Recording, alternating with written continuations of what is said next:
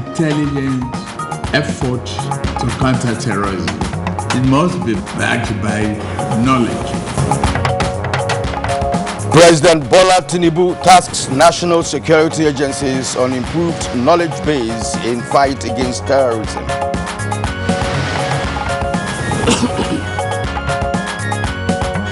Nigeria Labour Congress and Trade Union Congress agreed to suspend planned nationwide strike.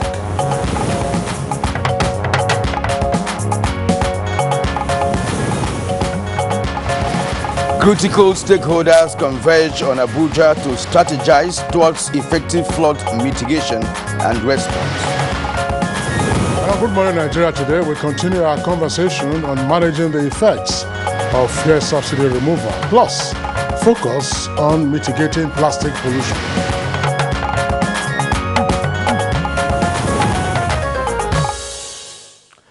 A pronouncement by the federal government in 1973 saw the emergence of a petroleum subsidy, which was a response to the sharp rise in global oil prices resulting from the Middle East crisis that erupted that year. Well, of course, before this time, subsidy on petroleum products existed alongside subsidies on a wide array of goods and services, including fertilizer, manufactured goods, and even air travel. But since then, fuel subsidy implementation has generated significant economic costs for Nigeria. Yes, and in 2022 alone, the National Assembly approved 4 trillion naira to finance fuel subsidy, and reports say the amount represents more than 800% increase from the initial estimate of 442.7 billion naira initially first submitted for approval. Now, although subsidy was designed as a short-term response to international oil price shocks, now repeated attempts to end or reform it have, of course, yielded little or very limited effects, resulting in a huge financial burden on the system. And, of course, that has equally impacted the growth of the economy. Exactly. And despite Nigeria being the world's 8th largest producer of crude oil, the cost of financing fuel subsidy continues to increase even after several upward price adjustments. However, the recent increase in the pump price of petrol, that's by the NNPCL as part of the latest developments in the fuel subsidy removal issue, is generating reactions with unfolding events after the inaugural address by President Bola Tinubu declaring fuel subsidy is gone. Yes, indeed. And consequently, the hike in transport fares and subsequent ripple effect on other commodities of life is taking a toll on the concern for many. As a matter of fact, which is how can the government manage or cushion the effect of fuel subsidy removal is part of the critical question we should be asking this morning. Well, yesterday we focused our attention on that matter with an array of guests who recommended a number of measures, a regulatory framework to address excessive petrol price profiteering by marketers in order to guide the sector and also protect consumers. And they're also of the opinion that an upward review of minimum wage for workers and tax reliefs, particularly in the transportation sector, should be implemented. The guests were unanimous on the fact that there will be no going back on fuel subsidy removal, but they, however, condemned the practice of selling old subsidized petrol stock at the new price. They emphasized that consumers need to be compensated through tax reliefs and salary increment. They canvassed that governors should be involved in the ongoing negotiations with organized labor, and that the Tinubu administration should tackle corruption in the oil and gas sector, as well as sale of the nation's refined crude oil to neighboring countries. Now, just close to midnight, the Nigeria Labour Congress and the TUC agreed to suspend what had been planned as a nationwide strike. This was after constituting a committee to review the 7-point framework. And in Kwara State, the government has also approved a reduction of the number of working days from 5 to 3 as a temporary palliative to bring some ease to workers following the removal of petrol subsidy by the federal government. Now, we shall continue our conversation today, and we will continue also to take a look at the social, economic, and otherwise of the subsidy removal and how modalities can be put in place to cushion the effect. We also have a second topic for today, which is on mitigating plastic pollution against the backdrop of World Environment Day, commemorated annually on the 5th of June. I am Kirian Umayo. Thank you for joining us, and it's my pleasure to welcome you to today's show.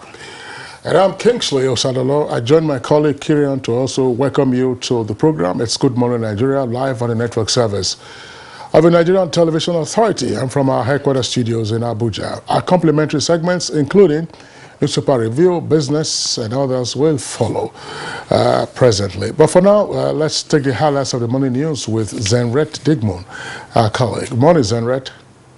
Good morning, Kingsley and Kirian, and here's the morning news. The Nigerian Labour Congress and Trade Union Congress have agreed to suspend the planned nationwide strike after constituting a committee to review 7-point framework. This is coming after a long session between the representatives of the federal government and the union leaders.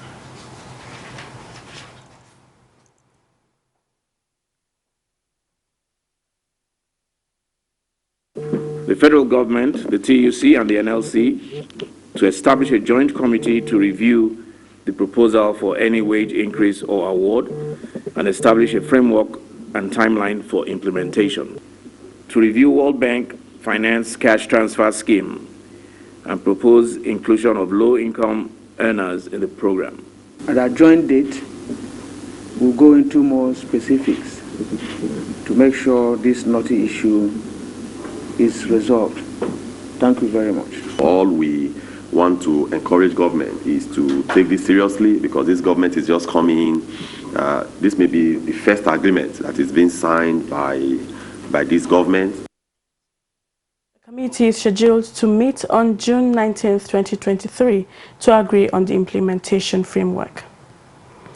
President Bola Tinubu is tasking the national security agencies to improve their knowledge base to complement the infrastructure already on ground in fighting terrorism and violent extremism. The president threw the challenge as he visited the National Counterterrorism Center and the National Security Advisor's Office, Abuja, on facility tour. Intelligent effort to counter terrorism. It must be backed by knowledge. Counter-terrorism that is not backed by knowledge is not going to be of any service to any nation. We are going to work on that together. Nigeria's First Lady, Oluremi Tinubu, says the support and cooperation of Nigerians is crucial at this time if the country is to achieve a smooth transition. She said this while engaging with Villa staff shortly after her official resumption of office at the State House on Monday.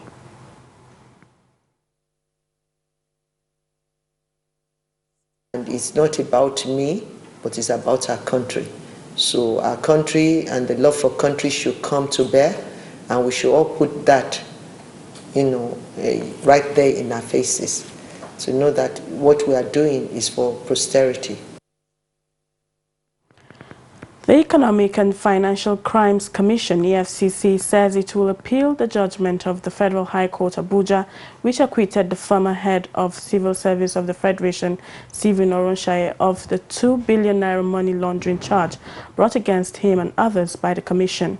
A statement by the head of media and publicity of the Commission says, in dismissing the charge, Justice Inyang Eku held that the Commission failed to establish the charges against the defendants. However, the Commission believes that the trial judge overlooked the evidence of the 21 witnesses called by the prosecution in the course of the trial, as well as the confessional statement of one of the defendants.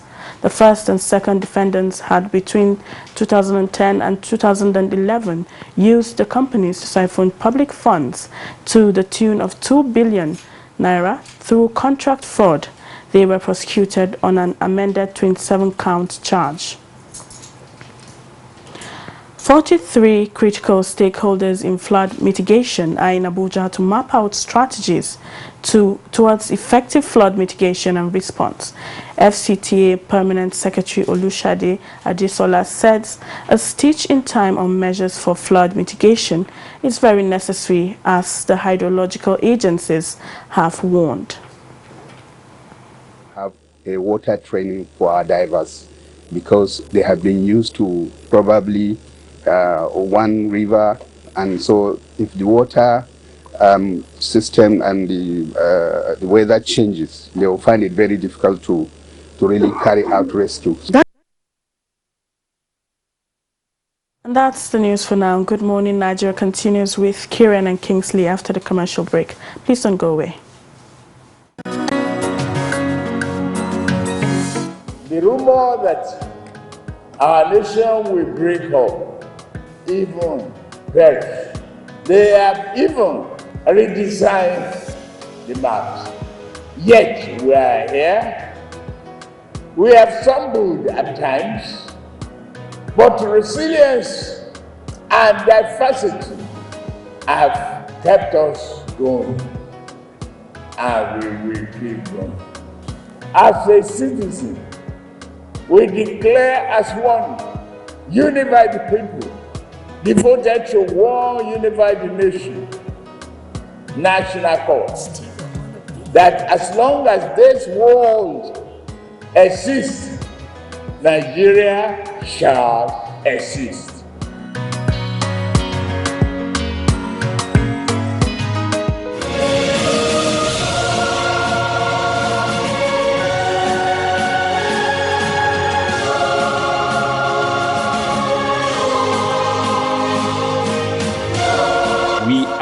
Nigerians. Against all odds, we shall and must remain united. We may have our challenges, our problems, and setbacks. However, together we shall overcome them all. What doesn't break us shall make us stronger. This is the mindset that shall bring peace, progress, and prosperity to our beloved country. Do not let tribal and religious sentiments govern how you think, act, or feel. Don't be influenced by those who want to destroy our precious national unity. Everybody who is a Nigerian is your brother and your sister. This is the mindset of the new Nigeria. It is also the mindset that we must all adopt. Let us support each other in creating the Nigeria of our dreams. This message is from the Nigerian Television Authority, NTA.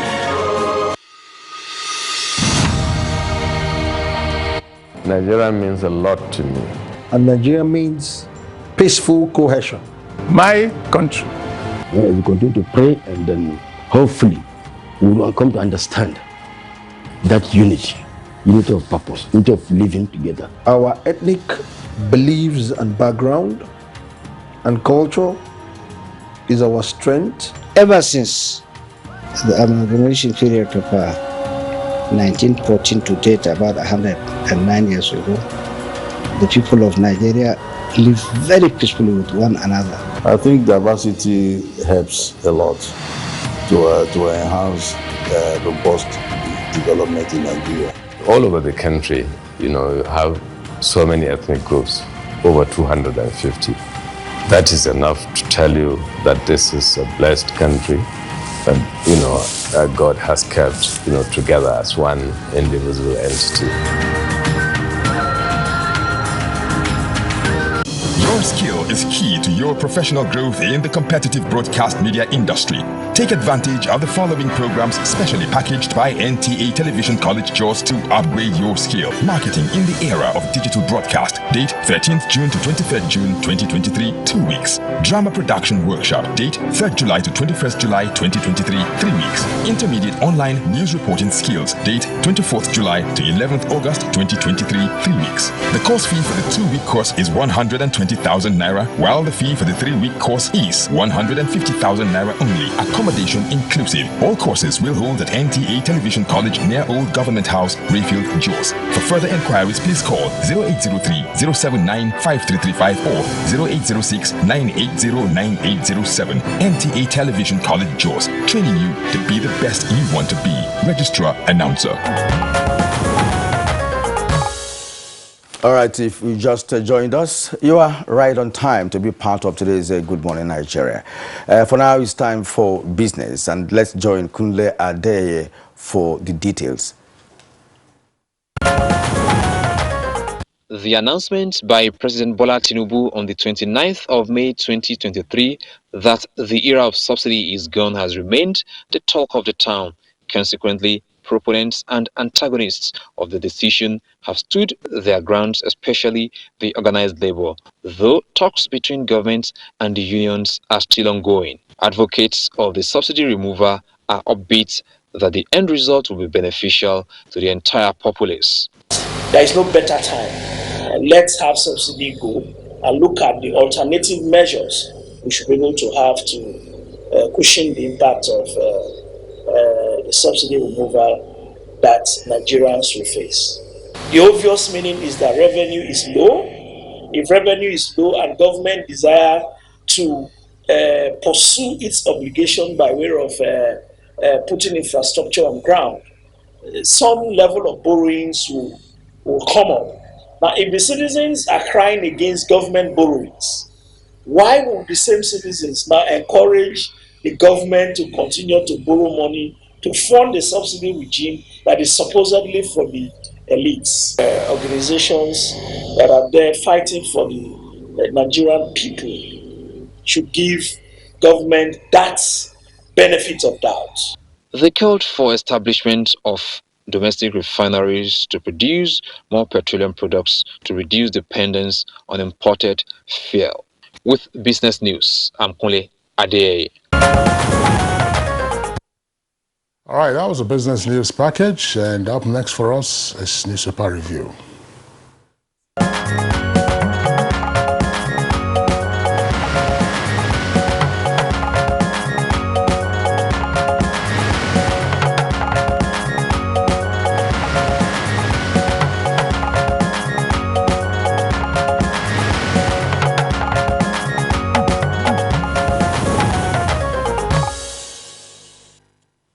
And now we welcome Chukwudi Okoliwaja to our review segment. Chukwudi, good morning. Good morning, Kirian. How are you? I'm good. Good morning, Kingsley. Good to see you. Same here. All right. Very quickly, let's take a look at the window page of the Leadership newspaper. Above the nameplate, you have the following headlines. 29 days after, 16 abducted Kaduna worshippers regained freedom. Alleged 2 billion naira fraud. Court discharges and acquits Oronsaye and 2 others. Below the name flag says Ekweremadu, Senate begs UK court for clemency. That's beyond the court already now. Not the court cannot offer clemency. That would be political intervention. That is required, not to the court to grant clemency. Livestock contributes 40% to global agricultural GDP. Maritime workers disrupt port activities over poor pay. Subsidy removal, Labour calls off strike after meeting with federal government. 10th National Assembly, APC at a crossroads. At Yari, Kalu, Izunaso remain adamant. Fight rages over Senate presidency. Court stops EFCC orders from detaining ex-Zamfara governor, that's Yari. North Central insists on speakership as APC governors back Abbas and Benjamin Kalu. Tinubu Palais Akpabio, Wike and Umahi in Aso Rock. Obi and Labour Party tender exhibits from 8 states before tribunal. Teacher evades arrest after beating girl, age 16, to coma with iron rod. And Kira, very quickly, let me also take the Blueprint newspaper, some of the headlines there that, of course, are not quite like what I read from the Leadership. Joe Jesus suspends strike for 3 weeks after meeting Tinubu. Fair subsidy crisis. TUC goes for the jugular. Demands 200,000 minimum wage. 6 improved living standard and 10 naira per litre intervention fund. Court restrains Labour from Wednesday strike. NLC resumes talk with federal government. Kwara OK's 3-day week working week for workers. And the photographs there showed some lawmakers' aides removing their principals' belongings ahead of the June 13 inauguration of the 10th National Assembly. And then thugs invade Ogun Election Tribunal, flog opposition.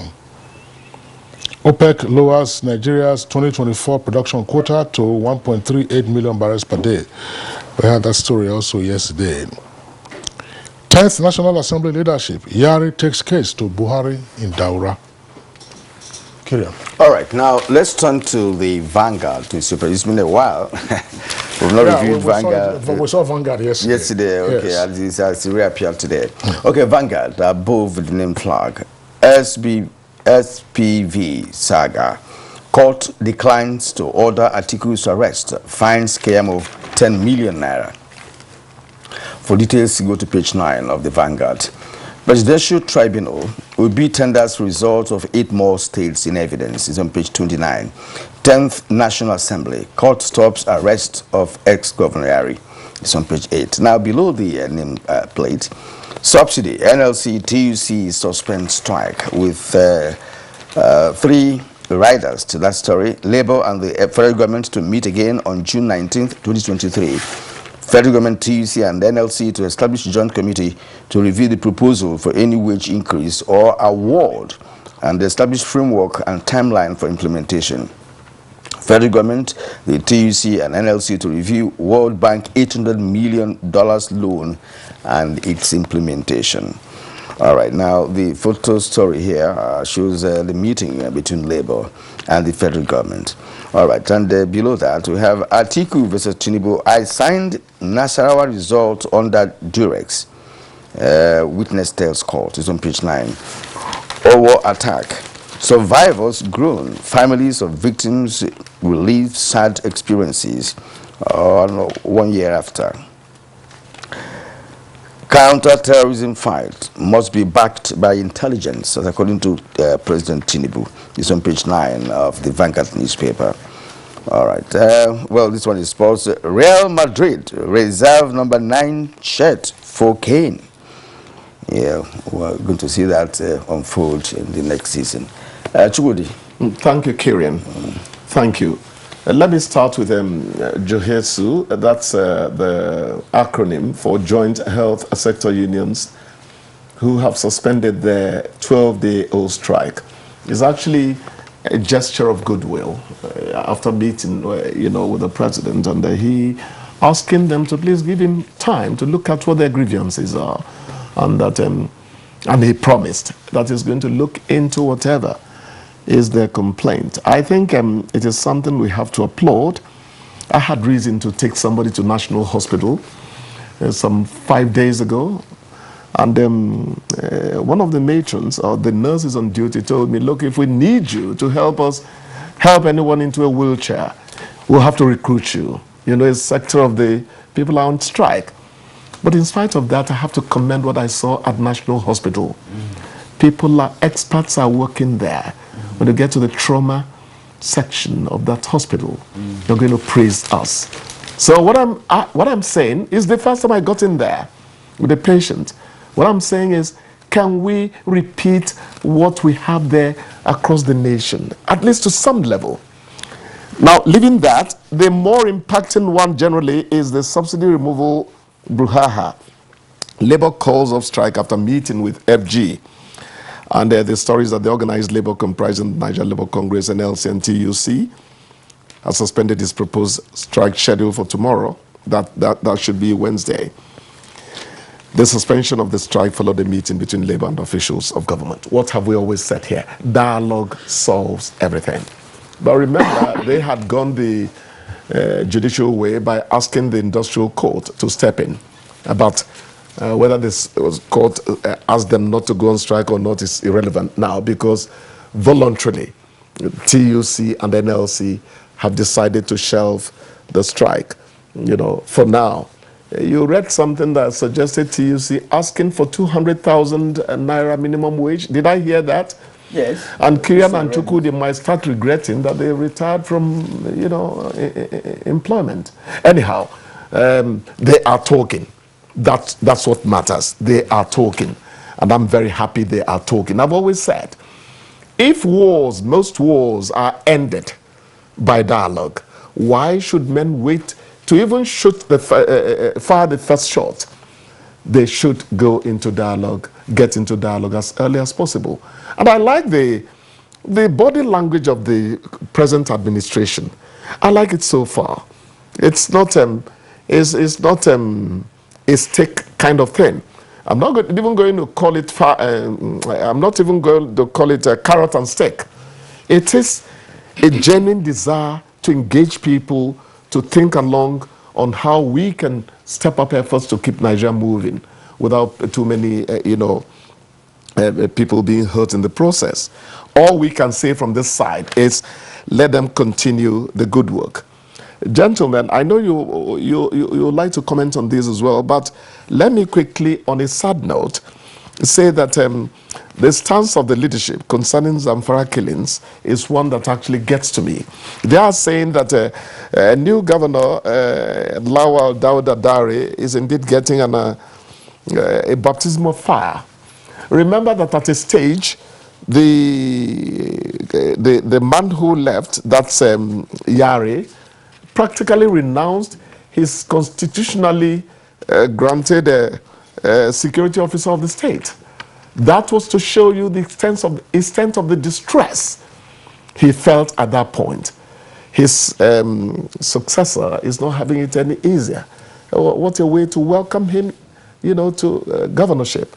Zamfara, like every other person that is, every other place that is a flashpoint, fatal flashpoint, has to be tackled properly.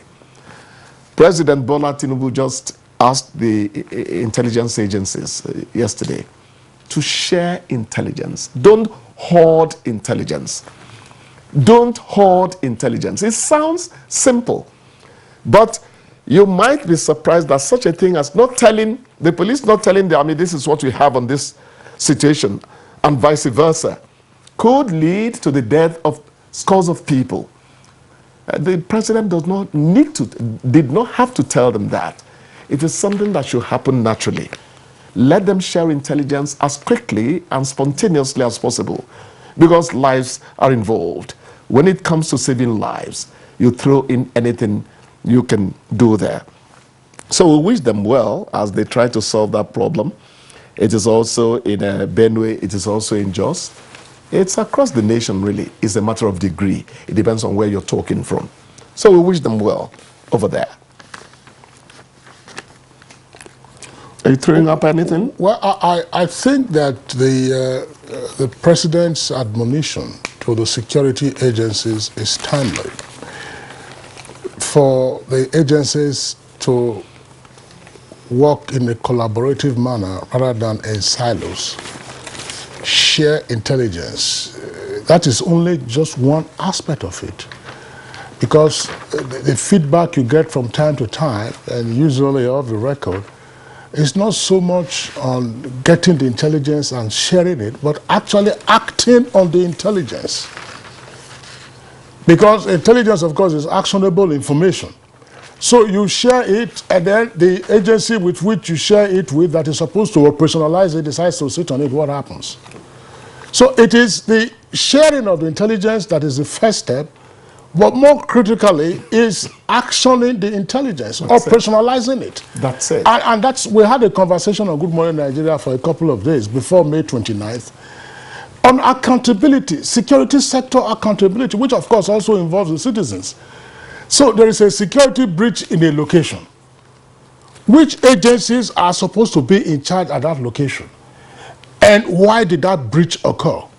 And how do you forestall it? Question the breach. Well, absolutely. There are a number of security agencies that are involved. You have to, first of all, police, civil defense, DSS, military. Of course, military usually will be the last. So if something breaks, a major security breach occurs, then who let the ball drop? See, for me, there are certain things that that don't need to be discussed there. As a matter of fact, that should be a standard practice. in every military setting or in any national setting, security setting. That should be, you see, you can't be discussing intelligence at this level of our maturity in terms of military. Nigerians have performed creditably outside Nigeria on UN missions, militarily and police-wise, and they have been given accolades for doing that. So why can't we practice something here to ensure that, like Kinsley said, they operationalize whatever intelligence reports that is out there for them to implement. The point is this, that we keep having persons who are not keenly interested in getting things done in every ramification. Let me tell you this. If our military and, of course, the security architecture is still thinking of how to, you know, synergize and work, then of course we are back to elementary school, if you ask me. Because but this is their profession. They know what should be done. The president, President Tinubu, doesn't really have to talk to them about it. But again, because he just got to power, you need to tell them, look, I'm interested in making sure that you synergize to be able to achieve results as a new president. But for them, professionally speaking, they should know this. You don't need to discuss, you don't even need to discuss some intelligence report. You know, you just share it among yourselves and they operationalize it. That's all. It should happen naturally. Naturally, you don't need to, you know. But for the president to mention it, he might have received a hint that it's an obstacle, it's a cog in the wheel of fighting. Not just military. It's possible. In all aspects. No, Kinsley spread it over. Yes, it's not just the military. Aspects, yes. The military is actually the last line in terms of, you know, handling security domestically. The military is the last line. You don't really call them in immediately, you know. But certain things happen that begin to give you worry. And sometimes... Actually, this has been our bane in security sector management. No question about that. Yes. And we hope that if the need arises, the president will make examples of a few of the agencies when that occurs. Very quickly, before we are out of time, I want to call attention again. I did this some weeks or even months ago. And we had conversations on it on Good Morning Nigeria. The vandalism that goes on of public infrastructure. It's a shame, and this is going to the Federal Capital Development Authority, FCDA, which is just our neighbor here, that vandals will go around removing manhole covers. These are iron manhole covers, wrought iron manhole covers, which of course they then smelt and then resell. Now, what has happened is that on the Southern Parkway, if you are coming from the Sani Abacha Expressway, you get past Old Sheraton, get past Yaradua Center on the left, and then the National Mosque. Watch. It's now a one-way, that's Southern Parkway. Between the National Mosque and the Central Bank, that's the back of the Central Bank, there are at least 3 manhole covers in the middle of the road. That's one of the middle lanes. And vandals have, for the past weeks, been chipping away at the concrete reinforcement of the manhole covers. And the intention, of course, is to remove it. 3 of those manhole covers, and then you continue on that Southern Parkway, drive on straight past NTA, that's the rear of the NTA at what we call Jagal. Now you are heading out back again to Sani Abacha Expressway. Just after you get past the Shodeinde Road, where you have the state liaison offices or the state offices in the Federal Capital Territory, watch out, you will see another 2 or 3 manholes. These same vandals have been chipping away at the concrete reinforcement. You will, I mean, if you drive regularly on that axis, you will see, because how much rainfall would wash away the concrete reinforcement. The whole idea is, of course, once they have chipped it away sufficiently, then you lift it, and these are fairly large manhole covers. It means, therefore, that you are going to have the risk of accidents in that particular on that particular spot. 3 of them, as I said, after the National Mosque and before the Central Bank. And then if you are continuing and going back again to the other end of the National Mosque, you would also find that they are chipping away. It is one of the easiest things to do. All you need is just get your mortar, get your sand and cement, and then place them around it. Of course, then you get the concrete if you need granite chippings or stone dust. Just reinforce it, and then so that you put these guys out of business. The more costly thing, as I suggested some time ago, was, look, simply install spy cameras. and then identify who those persons are, pick them up. You can actually lay an ambush for these guys, and within 3 nights, get about 15 of them. How genuine and sincere our efforts, to stem it. The individuals that do this, I wonder how much they're going to make out of each and every one of them. Because the areas Kingsley mentioned are just small. There are many other areas in Abuja, not quite just in the major roads, central area. There are many areas in Abuja that such has happened. And when you're driving, it's a huge risk for you, especially in the evening hours, perhaps or late nights. No, so it's a practice that's been going on over the year. We're talking about the rail line vandalism. We're talking about NEPA vandalism of electricity infrastructure. It has always been there. But the point is that who should address this? For instance, in FCT is in charge, and of course we have the seat of power here, and of course the police has its headquarters here. Who else is going to do the job? Let us start bringing to book people who should supervise and make sure that these things don't happen. You'll see that civil defense has part of its responsibility as infrastructure management. Hold them accountable. Infrastructure protection, not management. Infrastructure protection. FCDA, what we are saying, just drive around. If you are an official, just drive, you will see they've been doing this systematically. You will think that the concrete reinforcement is wearing off naturally. That's not correct. Who says it is these vagrants. You see them around sometime in the evening. That's right. That staff, they see all those things. Don't apply it. And then they should do the work. That's the point. They should do their work. Well, what the point I'm making here is for them to do their work. Yes. But they are seeing it because everybody is using the same road that you mentioned. You cannot operate in the central area without seeing those manholes. That's been its protection has been removed. They're all there. These are one of the things we're talking about. Nigerians' attitude, our behavior. When government provides an infrastructure for you or a facility for you, you vandalize it. It doesn't make sense. You vandalize it. What sense does it make? All right. And again, as we said, if those who are responsible for monitoring the city, they should be able to pick up one of those boys. And of course, the network, would have been dealt with, because it's a network of individuals. If you're not a professional, you won't do that. Yes. Because if you cannot smell, if you don't know how to smell the iron, how do you go near that? And those who also perhaps do that to sell, they also sell to professionals. So when you pick one or two, of course, you end up in network of the operators. What part of what we suggested sometime in the past, why don't you set up sting operations? Yes. Sting operations. I mentioned the ambush. Sting operations. Yes. You pretend that you want to sell any of these things to the iron smelters or those who work and whatever they work, and then you begin to pick them up. And they will tell you, but everybody just says this is part of what the president was referring to. Intelligence, and then actioning the intelligence. They know all that. Let them know they're not doing it.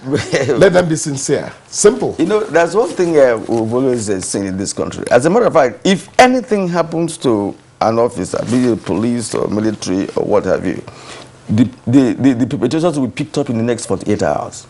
I wonder how that happens. In 48 hours, they are picked up. Because of what there are elements. There are people who are already accustomed, with going to jail and out, detention and what have you. You pick him up for perhaps a pickpocketing, the next day he's out. Because of course, you may not prosecute him. The next day he picks a phone and all of that. So these are people that are in and out of cells. And if you want to get information about what their groups do, you get one of them and he will tell you it's likely going to be this or that. And by so doing, the intelligence report will lead to, the capturing of the culprits. That's what happens. I wonder why, when such people are attacked by hoodlums, they are picked up easily. But when it happens to ordinary Nigerian, it becomes difficult to do that. You remind me of when my phone was taken under Ikeja Bridge. And when I complained around that access, they said you didn't complain in time. All you needed to do was go tell fella, and please, I'm not insinuating fella was responsible to that. He knew boys around there, and he would have sent them to go and find out who took my phone, and it would be returned. What am I saying? The police know the community, and when they really want to work, they know where to go get the information. They do.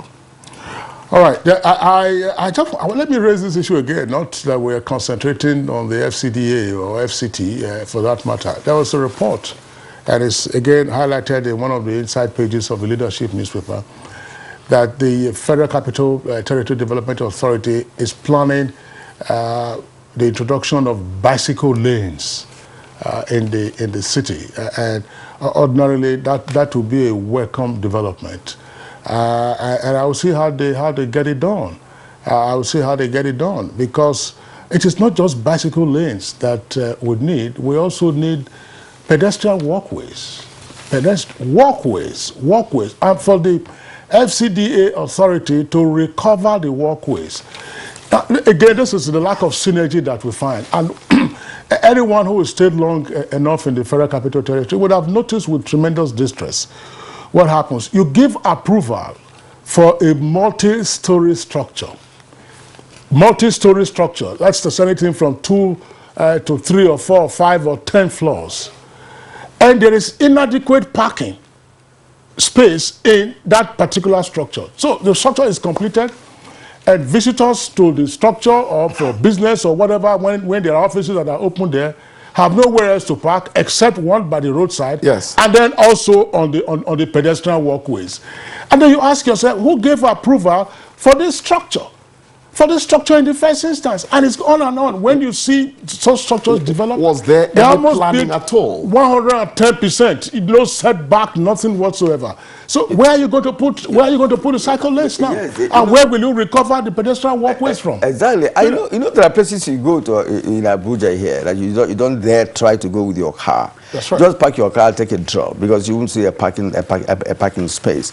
And these are public institutions, that requires that people visit them on daily basis for consultations. But then you have to, because it's about planning. It's about poor planning. How would they create bicycle lanes now? It's not going to be very difficult, because you talked about pedestrian lane. If you go to Europe, for instance, in Sweden, I never saw that before in Europe. You see, there are even parking lots for bicycle. Parking lot for bicycles. That is planning. Planning. And where you chain it somewhere, when you want to go, you come and unchain and leave. And they have their track, they have their lane. In this country, if you do bicycle lane, I just want to hope and believe, quite frankly, that if that happens, it will not be abused, because motorcyclists will also start to apply it. Even some cars traders will spread their wares.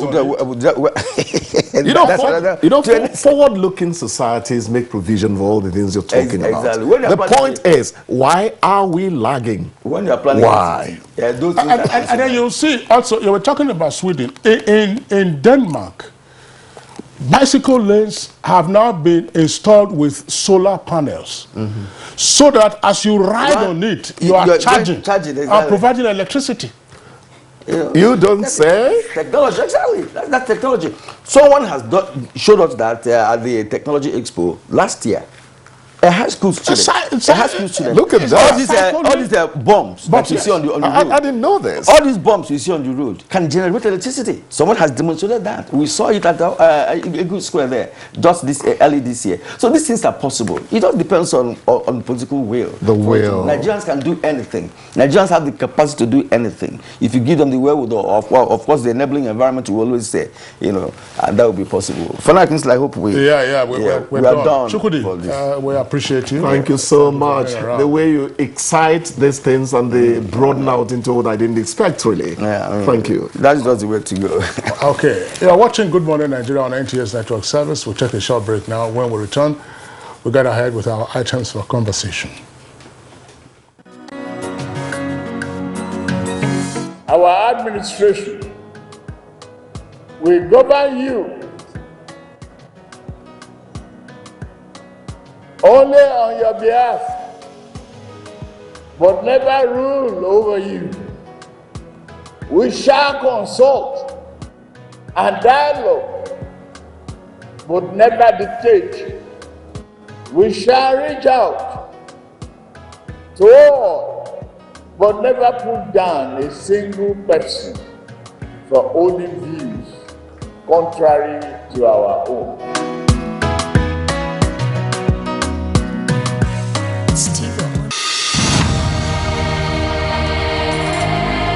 You have to move from the point where you protect and defend your religion to a point where you also recognize the rights of the other person, of the other religion, and protect it. So if I am protecting my own territory and my own people and trying to emphasize their rights, and protect their rights. I should also be thinking about how to protect the rights of the others. Both Islam and Christianity recognize and defer to God, and both recognize the temporariness of the life of this world, and that ultimately we all go back to God for the day of reckoning, when everybody will render an account of his life on this temporary abode.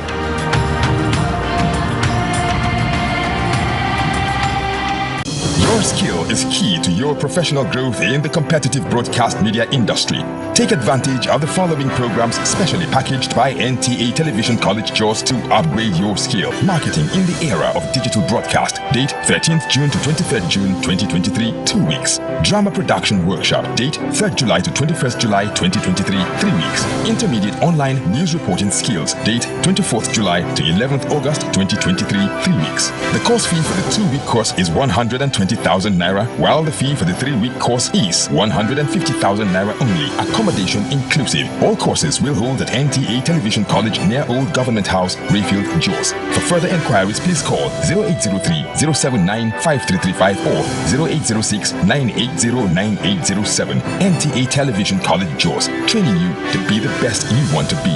Registrar Announcer. The Council of Our Fathers. I will urge and advise our younger generation to use talent and brain to sort out problems, not arms. Nigerian youths, let's build our nation together.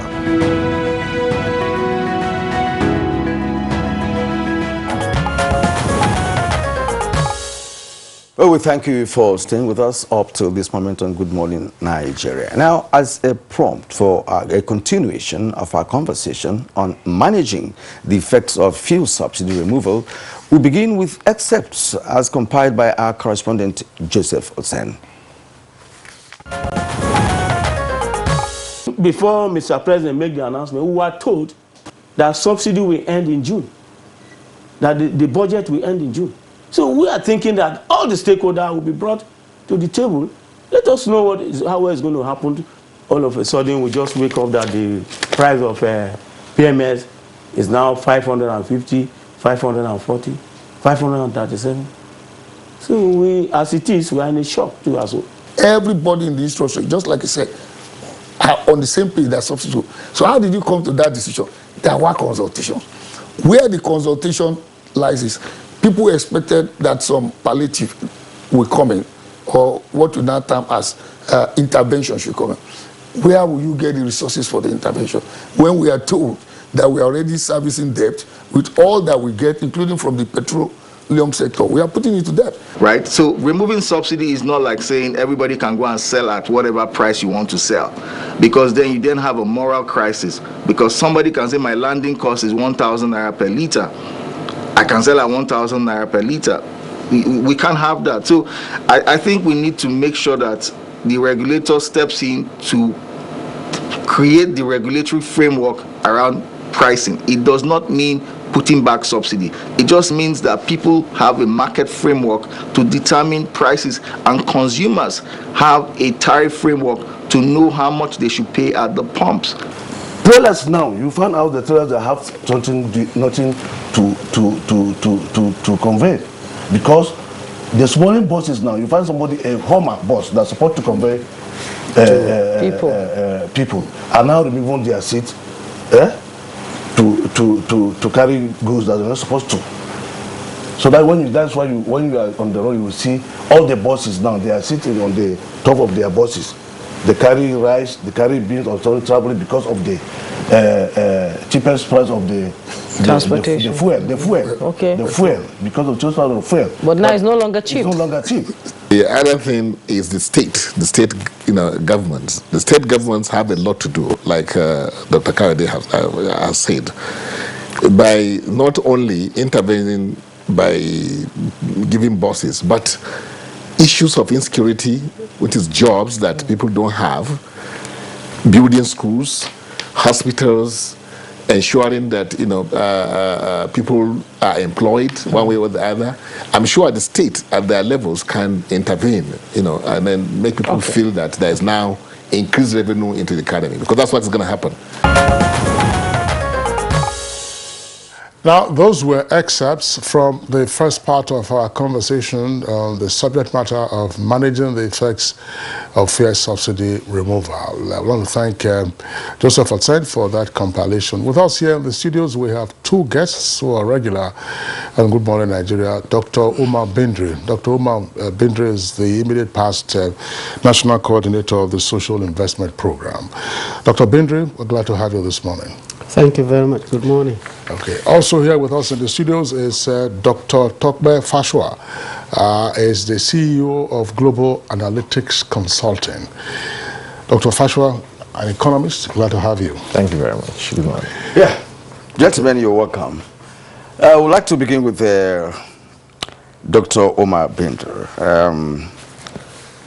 Because, of course, you've been in circulation at the government level, having run the National Office for Technology Promotion, NOTAP, for over 8 years. That means you have a basic understanding of what we're going to discuss this morning, which has to do with the removal of oil subsidy, the effect of it, and how it can be managed. Right. Of course, everybody agrees that there is urgent need to remove the oil subsidy.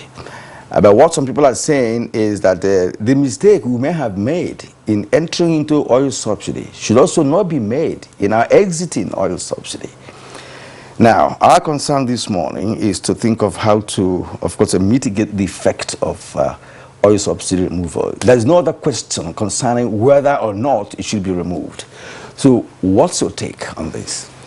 Thank you very much. Subsidy as the subject matter, to me, is a strategy by a country to make life easy for its people. So this one is oil subsidy, therefore it's reducing the price of oil to make sure that people afford this very, very essential energy product so that they can operate easily. We have, unless if people just don't want to learn and don't want to remember, we have so many subsidies all over the place. The whole work of NDE is subsidy. The whole mandate of SMEDAN is subsidy. What we've been doing under the Social Investment Program is subsidy, all trying to make sure that we make life easy for people. And the reason for this, in my opinion, is because we have maintained a very high level of poverty in this country. There's the pool of poor people in this country that require help, that requires tarpaulin to jump out of misery, are so many. Now, one of the things that Nigeria should learn from this is that we must learn to synergize. We're very bad in pooling similar things so that we can hit the target professionally. We have islands of all these subsidies operating everywhere. Sure P was a subsidy, FIP was a subsidy, NAPEP was a subsidy. All these are subsidies, but we implement them in bits and pieces, and at the end of the day, we don't feel the impact, and then we're just constantly increasing subsidy, and they're complaining when we remove them. So to me, the way we should manage it is, first, we must learn to synergize. Where are all these subsidies? Whether it is the work of NEMA, whether it is the work of any other institution, how do we synergize all these effects so that we're targeting professionally, we're hitting the target well, so that the people who are expected to feel the impact, feel the impact. Secondly, I think we lack the necessary human capital to implement this subsidy. We're not targeting very well. We're just sort of operating everything like a bureaucratic process. Bring budget, use a bureaucratic system and implement. We have failed to develop the human capital to look at these issues professionally. We're just producing economists, biologists, physicists, doctors and so on. But when you hit poverty and help your people, you're looking at their misery when they are working and producing. You're looking at their misery when they're living. And so we're not producing these kind of people to actually do it. Therefore, we tend to continue to make mistakes. 3, I think in this day and age, we must be able to develop the culture of using technology professionally. Unless you are omnipresent. The average Nigerian has professionalized what we call as to become veteran beneficiaries. Even in our program, you see the same young person is benefiting on N-Power. The same guy is benefiting on Jeep. The same guy is benefiting on palliative. But the system has failed to actually pick that instead of having 3 beneficiaries, you just have 1 and you are still not moving forward. And he has a job. Therefore, you must be able to domesticate the art of using technology very, very well, particularly the digital technology, to be able to do these things effectively. Dr. Bender, thank you very much for that initial intervention. Dr. Tokwe Fashwa. Well, from the economic point of view, there are all kinds of arguments for and mostly against fuel subsidy. The President declared, we've not had you since May 29th on Good Morning Nigeria. Yeah. Fuel subsidy is gone. And now we are dealing with consequence management. What should we be doing? Thank you very much. And it's good to see you, sir. I want to hark back to what Dr. Binder just said, a very brilliant presentation, and indeed opens a new vista. The fact that all these pockets of subsidies are there, people who shouldn't, even something like the latest one that the government did, Empower, for example. A lot of people who have jobs are actually on that program.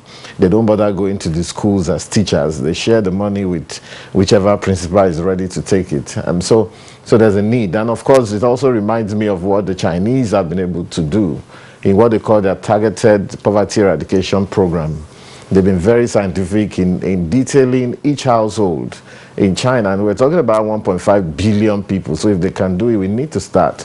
And then, of course, we also have this silo mentality in this country, and that's a major, major issue, which may affect, even going forward. If the present government needs to be very aware of some of those issues, the fact that everybody tends to fence off what they're doing, and so there's no collaboration across the board. So what should the government be doing? Of course, certainly, I think what the government has done so far, and the president has stated, of course, there's a government on now.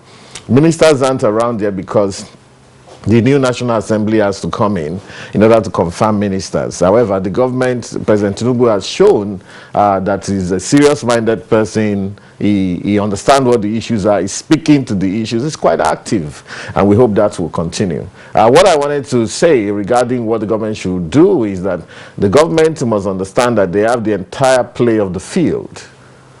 So, including the idea of bringing all of these silos together to minimize the wastages, including the fact that, from what Dr. Bindir has said, the point is that even the administrative cost of managing several subsidies itself is huge, because you have to set up organizations to manage maybe the NSIP, to manage the Empower, to manage this one, to manage that one. You have to pay bureaucrats, you have to make them comfortable, you have to get buildings for them. Remember that the Oronsai report of 2011 had 521 MDAs, ministries, departments, and agencies. As we speak today, it's getting close to 1,100. And so there are many of them that you've never heard of, but people are getting salaries, people are getting official cars and what have you. So the government of the day has the entire lay of the land to play. But one thing is this, of course, that the fuel subsidy has gone because it was weighing down the country. No matter where it came from, there are different kind of arguments about whether it's there, whether it's not. Is it smuggling? Is it not smuggling? If you actually begin to follow them, you probably will get confused. But the point is this. This thing is taking, if NNPC sells Nigeria's crude, for example, almost all of the profit, if not even more, is used to subsidize the fuel. So we need to walk away from that. Finally walk away from that. Now the point is, it impacts the people. One of the things I must quickly say, there's a need for what they call inflation management strategies. I was reading something earlier yesterday. One man said, immediately that statement was made, watermelon that sold for 800 naira started to sell for 2,000 naira. And, you know, so he asked the guy selling, why are you selling this? He said, but you know, they just increased fuel by 250%, which wasn't up to that anyway, but initially people jacked up. And so he had to increase by 250%. Is watermelon made of petrol? Is what you'd ask yourself. So there's a need for us to be very active in following all of these things up. Transport the watermelon to where he has a shop. Exactly. So put 30% on it. Put 20% on it. You can't even justify 50% because they've increased petrol, and then you add 50% because it's not only transportation. Watermelon is not petrol. So that's just one. However, there are things that the government must begin to consider. I mean, I heard one gentleman in your preview saying that, look, there's not even money to even begin to do palliatives. Well, that may not exactly be what people want to hear. Remember, perception is reality in matters of governance. And people are looking and say, well, a new government has come, we need to. You can't just give them the bad news without giving them the good news. And one of the things I've suggested is that, for example, government may decide that, of course, you know, the labor has called off the strikes, and of course, there's a promise to increase salaries. But government must understand that this entire issue is not only about members of unions and labor congresses, labor unions and so on. You know, in fact, more people are outside of the labor unions than they are in the labor union if we have 44 million or 42 million SMEs operating in Nigeria. So if you are going to take care of the labor guys by way of promising them salary increases, even though I would rather suggest, for example, reduction in payee. For example, reduce payee almost across the board, apart from people who are earning a lot of money. Maybe big guys like you will not get anything. I'm sorry, you know. Anyway, but if you do that, something comes back directly into the pockets of people. But that also gives you, and we're talking about whether it's private or public sector. Everybody working formally should pay payee. What we found in the private sector is that many organizations deduct the payee and don't remit. The chairman decides to use it as a slush fund. This will give, if you reduce the payee, you then have the impetus to go after compliance. You can also reduce the company income tax and position yourself as a business-friendly government. That is my advice to President Tinubu. If you did that even by 5%, Nigeria is seen as a high tax regime around the world. That many companies still pay 30% in income tax in Nigeria. Some other categories pay 25%, even though since 2020, because of COVID, President Buhari, the last administration, had to exempt companies earning turning over 25 million and below entirely from taxes, whether company income tax or even VAT, which is great, even though that needs to be reviewed at some point. It's meant to be a COVID issue. And most companies in Nigeria, most of those 44 million SMEs actually fall within that category. I think that, you know, we need to also be careful about that, because what we need to be driving also is the fact that people have to understand that they need to pay some taxes it's not enough for us to just keep complaining, Nigeria is bad, government is this, what are you contributing? So I'll suggest those two, among others, but to let government understand that the entire play of the field is their own. You can always take a little bit from here, add here, take from here, and add. That is what governance is about, give and take. Okay, well spoken. Let's return to Dr. Omar Bindu once more. From the news that we read this morning, $800 million that the previous administration were asking from the World Bank came up again during the meeting between the Labour and the federal government yesterday. And of course, it's agreed that the committee will look into that fund, because, like, as you said, that we don't even have the fund to begin to mitigate the effect of oil subsidy removal. Dr. Umar Bindu, you talked about the human capital development, and that brings me back to your former position as a man in charge of technology acquisition and promotion, which means if we acquire and promote. In essence, it has to do with also human capital development. We have 4 refineries in this country that are dysfunctional for decades. And we also know that there's been a number of turnaround maintenance of those refineries, because what is really aching is the fact that you have a product that you send away outside the seashores of this country to produce, so to speak, and returned to us to purchase. That is the essence, that's the crux of the matter. Because some persons believe that if those refineries are functional and fuel made available, it will kill monopoly. Right. And again, of course, what happened in the telecommunication sector will begin to emerge in the oil sector. Now, with your vast knowledge of human management and what have you, what would you be advising this administration to do? Already they've taken a bold step by removing the subsidy. Right. What should be the next step? And how do we now imbue technology into all of this? It doesn't mean that Nigerian technicians and technologists, they don't have the capacity to refurbish our refineries, or that the funds are not available for that. We have trillions of naira spent on these refineries. Well, this is a very big question. But you see, the thing is, Nigeria has to learn to believe in itself. And there are indices to demonstrate that it is capable of actually getting to a point where it should be. Take, for example, COVID. When COVID hit and all borders shut, all flights shut down, and then the project of government, the anchor borers, actually was the reason why we were able to produce enough rice to survive the COVID. Every country that you see, one of the biggest effects of COVID is that you see people queuing up near supermarkets trying to rush on buying bread, cake, and flour, and so on and so forth.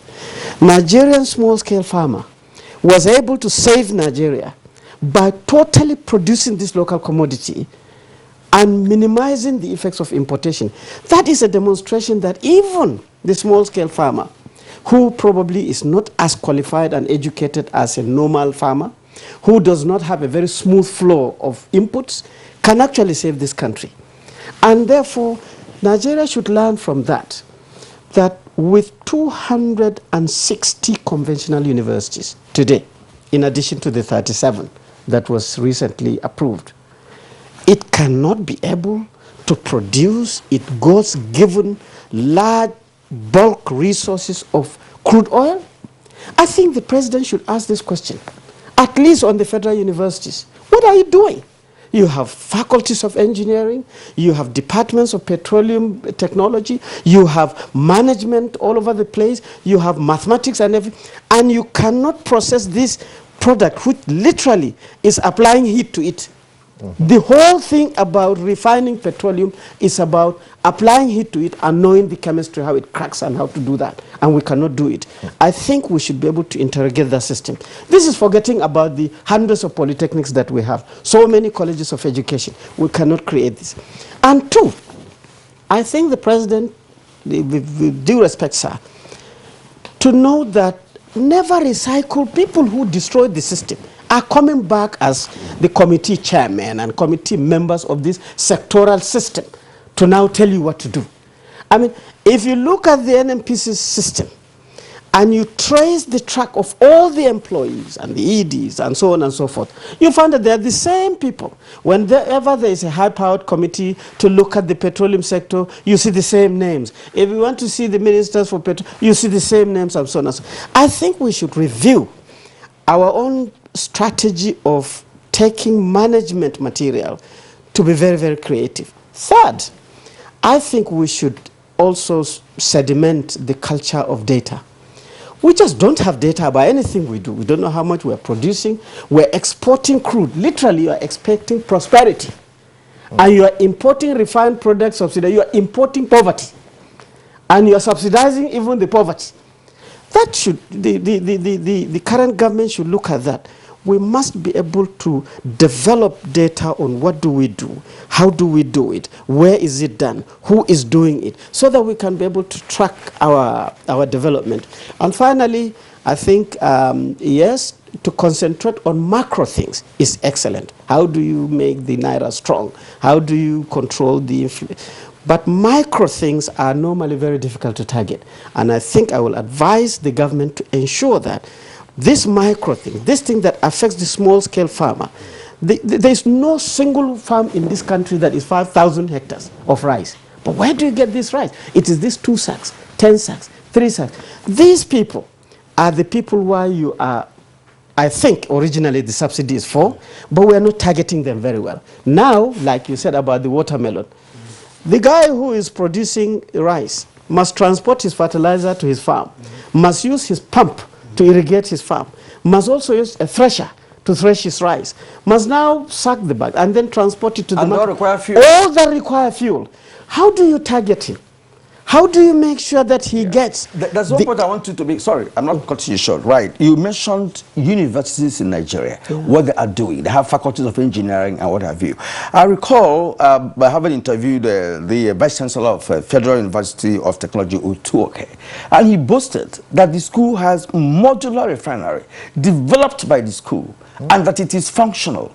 Now, in that connection, how would such achievement be, put into the light, whatever mainstream of how does government now involve that Federal University of Technology in this connection? Since they have this refinery, they have the technology, and they have one. This is a specialized discussion. It's called intellectual property management. There are many people who, when they discover a small thing, they want to be the scientist, they want to be the beneficiary of the money, they want to be the entrepreneur. It doesn't work like that. When you come up with an intellectual package, it has to move. Lawyers will come in to protect it for you. Investors will come in with their financial expertise. And then that is the track, the value chain for commercialization. But when you have academics that want to go all the way, you break down somewhere and then it fizzles out. So literally, Nigeria has what it takes, but I would expect, or I'll advise the administration to start interrogating the intelligentsia. I give keynote speeches in universities or convocations, and when you go there, you are given a booklet. This is the convocation booklet, and you open the booklet. It's like an album. Lecture theaters by TED Fund, and so you don't see people, it's just beautiful buildings. What you don't see in that book is that how many patents have come out of this institution? Yes. How many critically strategic PhDs have you produced over the last 3-4 years? Where are they now? Who is licensing the technology? How much money is being repatriated from industry back to the university? You don't see that. You just see albums and then everybody claps for themselves. Okay, Dr. Bindri, thank you very much. I want to return to a subject matter. It's pretty sensitive, but I think we can't run away from it when discussing how to manage the effects of fuel subsidy. It is alleged that there is a subsidy mafia. And it is also alleged that there is a turnaround maintenance mafia that has kept our refineries in a moribund state.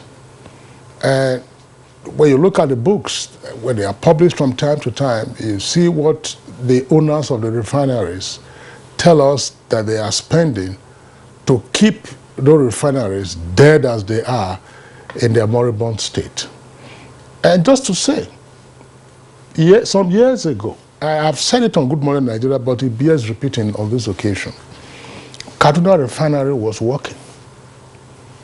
It was fixed by the then managing director, Engineer Bola Ayodele. He used engineers also from Kaduna Polytechnic, and one of the engineers from Kaduna Polytechnic, who was our guest, affirmed it when he was on Good Morning Nigeria, and saying that the NSC, that is the Nigerian Society of Engineers in Kaduna, actually gave the then managing director of Kaduna Refinery an award. And the spares that were used for fixing Kaduna Refinery were sourced from the workshop at Ajaokuta. So it worked. But of course, the mafia would not let it be a going concern. So when we are talking about all of this, because sometimes I hear this linear argument about, Dangote refinery is coming on, by next month it will start pumping. NNPC has now said, listen, no more DSD, no more DSDP. We have a 20% stake in this, and so on and so forth. Port Harcourt, they are working on it, but how do we ensure that there is no price gouging? We don't have a virtual monopoly. And at the end of the day, prices will go up. With the greatest respect, yes, we have self-sufficiency in cement production, but is cement any cheaper today than it was, say, 10 years ago? I know there are all kinds of factors that come in. The major ingredient, of course, is limestone. And you site your cement plant near where you can find the limestone. If you started your construction work at where cement was, say 2,000 naira or 1,000, today I think, I don't know whether it has hit 5,000 or so. How do we avoid that? How do we ensure a refinery is not refining only petrol? There are other additives. How do we get the mafia out of business?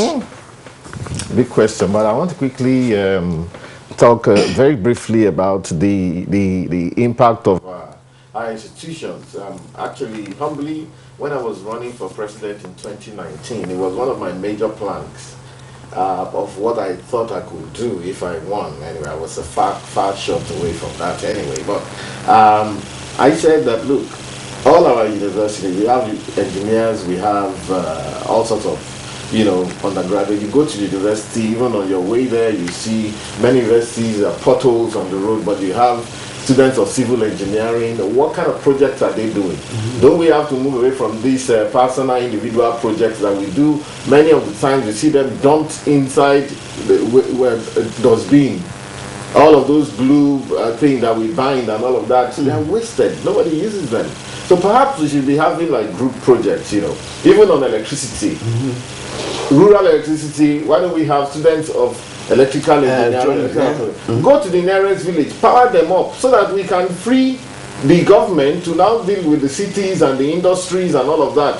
And I think that is what is going to increase the energy we produce from how many 4,000 megawatts or whatever it is. By the time you put in all of those, whether they are working with wind, with mini hydro, with whatever, and even students of the arts have work to do. For example, history. Most of our settlements have no contemporary history documented. The people who know the histories of all those settlements, those villages, those little towns are dying. All of their children have run to Lagos, to Abuja, to everywhere, and of course we are jackpotting. And that jackpot thing, if you look at it strategically into the long term, it means extinction for us as a people. First of all those our villages will go travel home. If you are not talking of the capital cities, most of the other places are dead. Or dying. Dead. Anyway, so that's that. So I thank you for that. I mean, you had worked in, you had headed NOTAP and so on. I thank you for that. That a few people are also thinking in that regard. Some of the ideas we need to borrow this government to listen, put them under pressure. The history of our settlements can be collected by students of history, and they can be documented, put online by students of IT. And you can even begin to pay these students a token for getting involved in those projects that will now, so we are now looking at, okay, adding more fees to universities. You have to give, everything's about give and take. You have to give them this impetus. So now we're talking about the subsidy mafia. The thing about it is this, let me tell you, I mean, I was reading one, Dr. Izilian Agbon, who I think used to be HOD of one of the petroleum faculties in Nigeria, but now based abroad. I know that Benin Republic uses 44,000 barrels of crude oil every day for fueling. Cameroon uses only 42,000. Chad uses only 1,300. And Nigeria uses about 13,000 every day. Nigeria uses about 400,000, 40,000. If you look at all of the amounts of fuel that has been said to be used in Nigeria, you realize that all of these 4 countries around us, they can't even absorb 30% of the amount of crude fuel that is said to be smuggled out of this country. He was able to prove in his article that indeed it's a joke for us to say so many trucks are escaping every day. The customs has also said it is untrue. And even if it were true, that means you have thousands of trucks going out everywhere every day. And I hear people also talk about, we're giving fuel to the whole of Africa. Okay. I think it is preposterous. Let me pause you because we're having challenge with your microphone. I see. Engineers are going to take care of it. They don't stay. They'll take care of it. We'll return to you when that is done. You'll give us signals that the microphone. I would therefore like Dr. Bindri. Dr. Bindri, how do we How do we put the mafia out of business? Well, I think we have to calm down and don't think that this mafia system is unbreakable. When you say mafia, people get scared that, you know, when you touch them, they kill you and so on and so forth. I think we need to calm down to utilize common sense. I said before, just like my Oga said here, you just don't have the statistics of the things operating. You don't know where the fuel is coming from, how much is coming in, who is picking up, what vehicle is taking it, and so on and so forth. So you need to do that to be able to not just deal with the mafia, but just to sanitize the system and develop institutions to help a country of 200 or more than 200 people to survive. Now, the thing that people don't understand about this subsidy or all these social safety net is this. It is very, very expensive. It doesn't matter, you can take the subsidy, but this system is very expensive. I give an example with Empower. Everybody knows Empower. In this country, you have between 20 to 30 million graduates on the streets.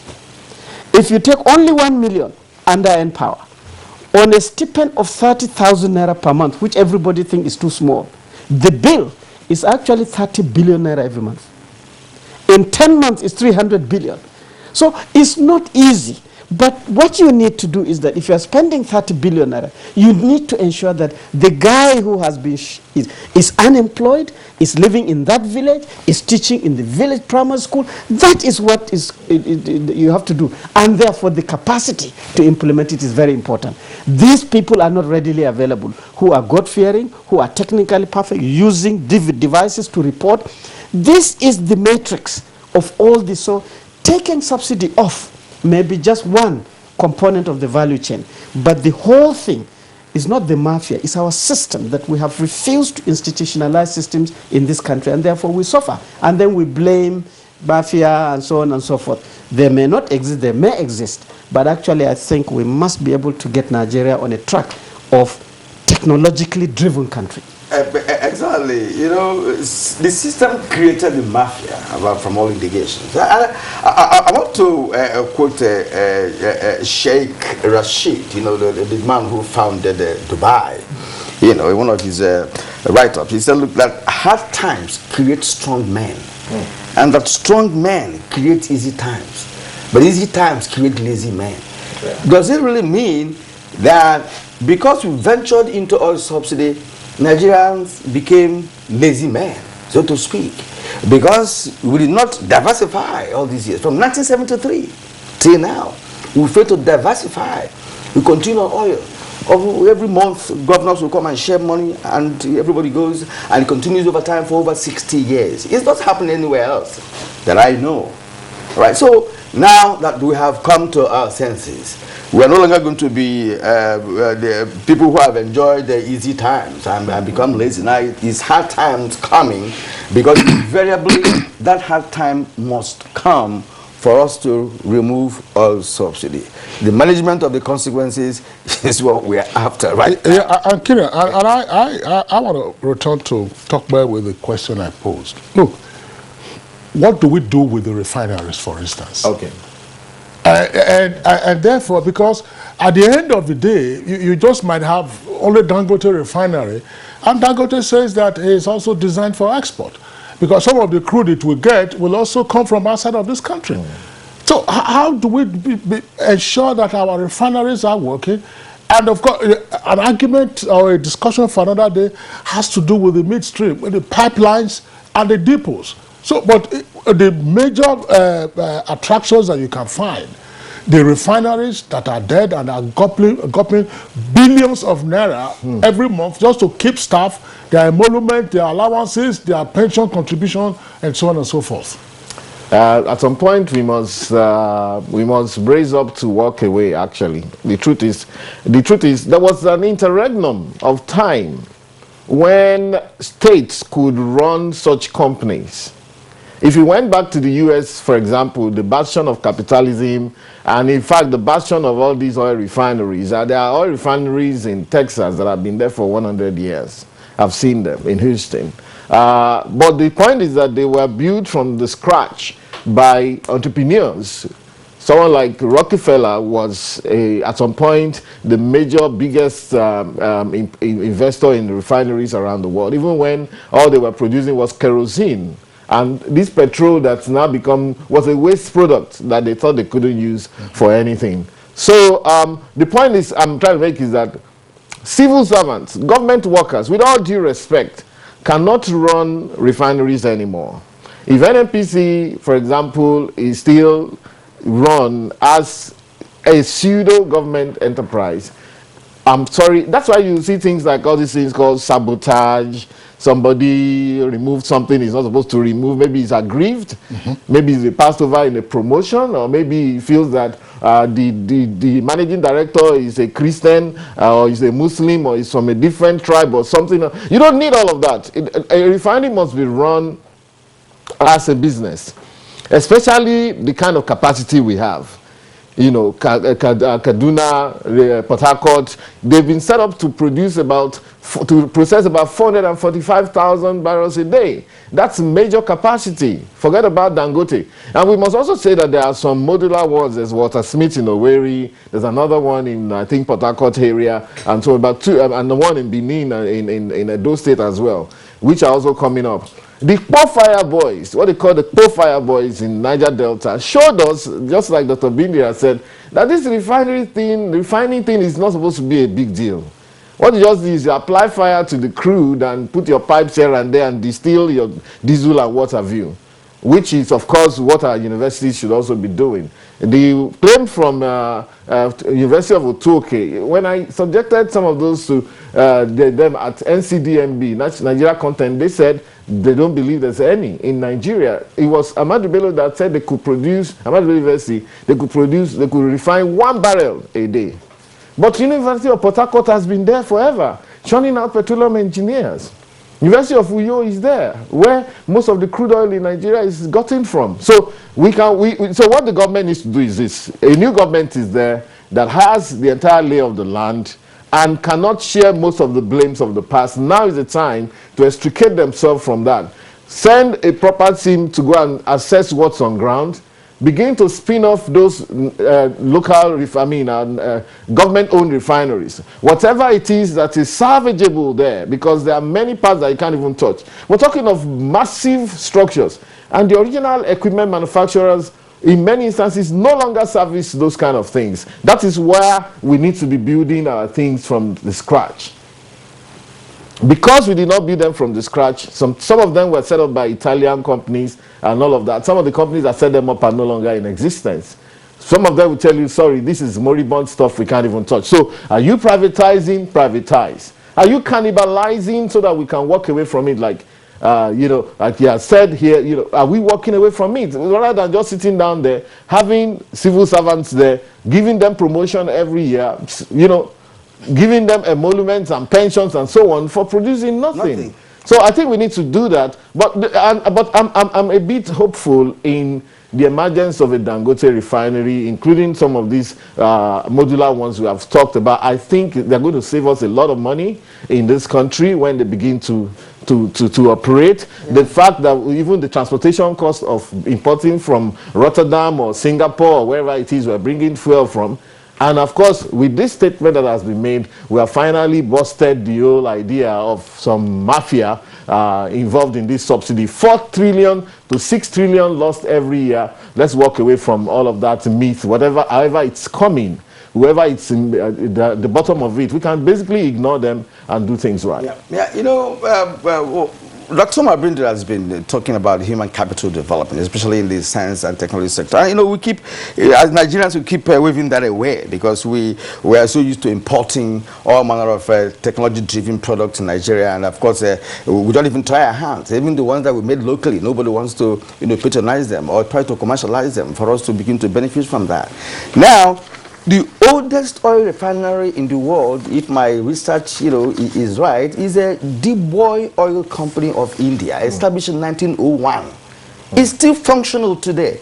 I don't know the technology in 1901 when it was established. But somehow, the engineers, they keep refashioning it. Exactly. Refashioning it. You know, sometimes this is what we use, you know, those days when we're having difficulty in transmitting in any good there, you know. You say, bypass the bypassables. You know, bypass the bypassables to achieve an objective, right? So it may not be the way it's written, but then you're achieving the objective. And what have you. So why is it that refineries that we established in the 80s and perhaps late 70s or 80s, we cannot, you know, they're not functional, but one in 1901 is today functioning, you know, owned by Assam Oil Company Limited. So that tells us that we perhaps have not been sleeping, especially in science and technology. Dr. Mabindu, are you saying that if you are to head a committee that will constitute the personnel that can revive one of the refineries, that you cannot do it? Well, you see, we keep arguing on, as far as I'm concerned, things that we should not argue. The whole issue of the subsidy and so on is about an imported product. It's such a shameful thing, to be quite honest. We are struggling, a whole national hula baloo on an imported product that we are capable of actually producing. I think that is the issue. The issue is, as long as you are not getting to the point of comfort from a point of difficulty, you know your value chain is wrong. So you have to correct it. But if you continue just looking at that, oh, I need to be there, and you're using the same thing, like Einstein said, continue using the same thing, expecting a different outcome, you are stupid, you know. So to me, it's not about a Dr. Bindu or a Kingsley or a Kirian. It's about this country deciding to drive itself prosperously in this day and age. Look, if you continue maintaining your graduates as unemployed and you don't think that is a problem, you have to wake up. You cannot be producing massively people that cannot functionalize your country. And let me tell you, it's not just engineers or scientists.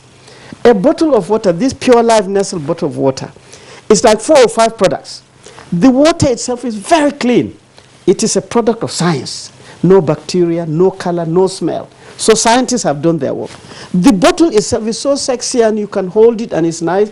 This is not necessarily scientific. It is the artist that will say, this guy would love to hold this nicely. It looks nice. It is strong. I think that we should package the water in that.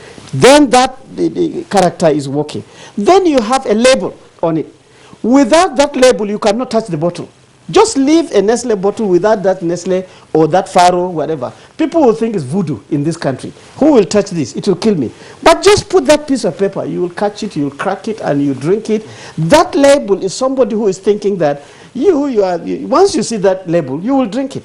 Then the cup, you know, when you hear cut, you feel like you are safe. That also, so it is a synergizing system. So we have to understand that to come together, different, even the advert.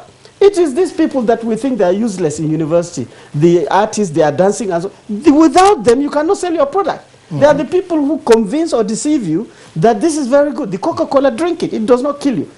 So Nigeria has to understand that we have a target to develop our country. Don't lose that target and then do the right thing on the value chain. Dr. Bidri and Dr. Tokwe Fashua, we are pressed for time. This is a conversation we will always have and continue to have. But Dr. Fashua, I would like you to repeat part of what you said in paraphrase. Namely, you talked about the government advising itself at this time to recognize that not everyone out there belongs to a formal union, a trade union, nor to a federation of unions. Some 40 million plus MSMEs out there. Absolutely. How should government also cater for these persons?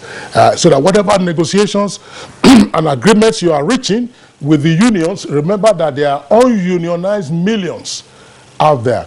Yesterday, we also raised that issue because we were talking about watermelon today. And the former Commissioner for Transport in Lagos was one of our guests. And he talked about what happened some years ago. That you are just having arbitrary price increase by transport unions. What is the role of state governments in getting these transport unions to the table and actually working out the metrics and then see what margin that they can add in the meantime? Very quickly, talk back. If part of the inflation management process is, look, every of your apparatus needs to be out as a government going to those places, looking at the pressure points, the major driver of inflation in Nigeria is food inflation. Inflation starts at 22.22% today. If food inflation contribution to that is about 25%. Meaning that, you see, the farmer coming from the village, nobody is talking about it, doesn't belong to NLC.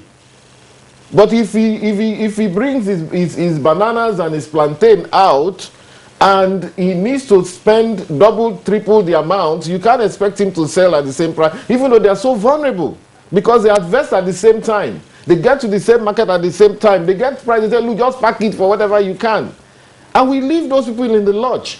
And so also the middleman that keeps adding prices and so on. So we need to target them now. That's what we need to do, and understand that, look, this is not just a discussion about labor union and all of that. It's about the entire country. All right. And the government must move immediately. All right. We appreciate your submissions this morning. Dr. Tope Fashua, founder, CEO, Global Analytics Consulting Limited. Thank you indeed for your thoughts. And Dr. Omar Binder, I would also like to appreciate you for being here this morning and sharing your great thoughts with us on this show. All right. You're watching Good Morning Nigeria on the network service of the NTA. We'll take a short break now. But when we return, we shall be focusing on our second topic for today, and that has to do with the mitigation of plastic pollution in the country. Do stay with us. We shall defend the nation from terror and all form of criminality that threaten the peace and stability of our country.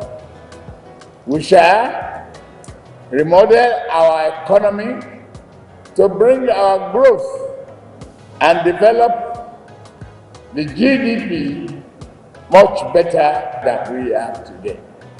I assure you. Do that through job creation, food security, and an end to extreme poverty.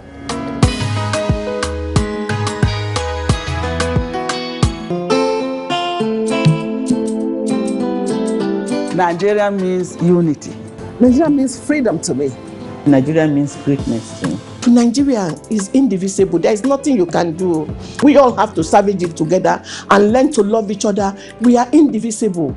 As a mother and a leader, I will always preach for peace and unity in this country, because that is the only thing that will give us progress.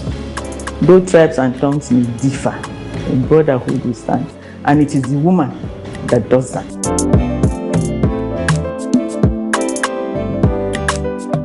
Your skill is key to your professional growth in the competitive broadcast media industry. Take advantage of the following programs specially packaged by NTA Television College Jos to upgrade your skill. Marketing in the era of digital broadcast. Date 13th June to 23rd June 2023, 2 weeks. Drama production workshop. Date 3rd July to 21st July 2023, 3 weeks. Intermediate online news reporting skills. Date 24th July to 11th August 2023, 3 weeks. The course fee for the 2-week course is 120,000 naira, while the fee for the 3-week course is 150,000 naira only. Accommodation inclusive. All courses will hold at NTA Television College near Old Government House, Rayfield, Jos. For further inquiries, please call 0803-079-5335 or 0806-980-9807. NTA Television College, Jos, training you to be the best you want to be. Registrar Announcer. The Council of Our Fathers. My advice to these young people is, please do not take us back to those harrowing days. You probably do not know what it is. Nigerian youths, let's build our nation together.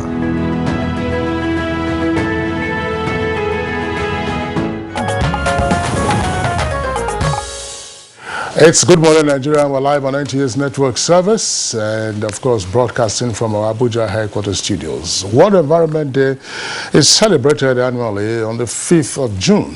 And of course, the theme is to usually encourage awareness and action for the protection of the environment. It was first held 50 years ago in 1973, and since then it's been a platform for creating, once again, awareness on environmental issues, including marine pollution, climate change, wildlife protection, among others. Of course, the participation from over 143 countries annually amplifies the advocacy for a safer environment, and today we focus on mitigating plastic pollution. And joining us to discuss this are two guests this morning.